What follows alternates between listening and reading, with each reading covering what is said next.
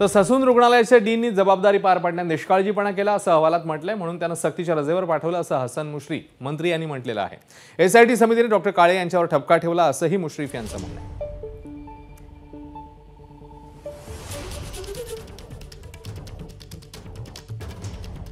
आता जे डीन तिथं होते काळे यांची सुद्धा जबाबदारी होती, त्यांनी ती जबाबदारी व्यवस्थित पार पाडली नाही, म्हणून आपली जी समिती नेमली होती पल्लवी सापळे यांच्या अध्यक्षतेखाली त्यांनी रिपोर्ट दिला की यांचाही निष्काळजीपणा आहे, त्यांना आपण सक्तीच्या रजेवर पाठवलं आजपासून, आणि बारामतीचे जे डीन आहेत त्यांना आज आपण कार्यभार दिलेला आहे।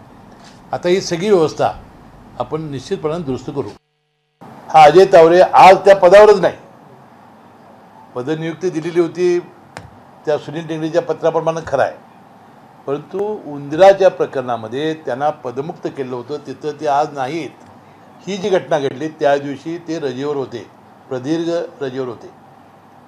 त्यानंतर त्यांनी फोन डॉक्टर हळणोर म्हणून जे आहेत की ज्यांच्याकडे हा विभाग आहे रक्ताच्या सॅम्पलाचा, त्यांना फोन केला आणि त्यांनी 3 लाख रुपये घेऊन काहीतरी सॅम्पल बदललं असं पोलिसांच्या तपासात सिद्ध झालेलं आहे।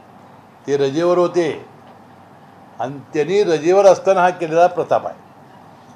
आता मला सांगा, एका बाजूला ह्या घटना घडत असताना हे अतिशय चुकीचं आहे। एबीपी माझा, उघडा डोळे बघा नीट।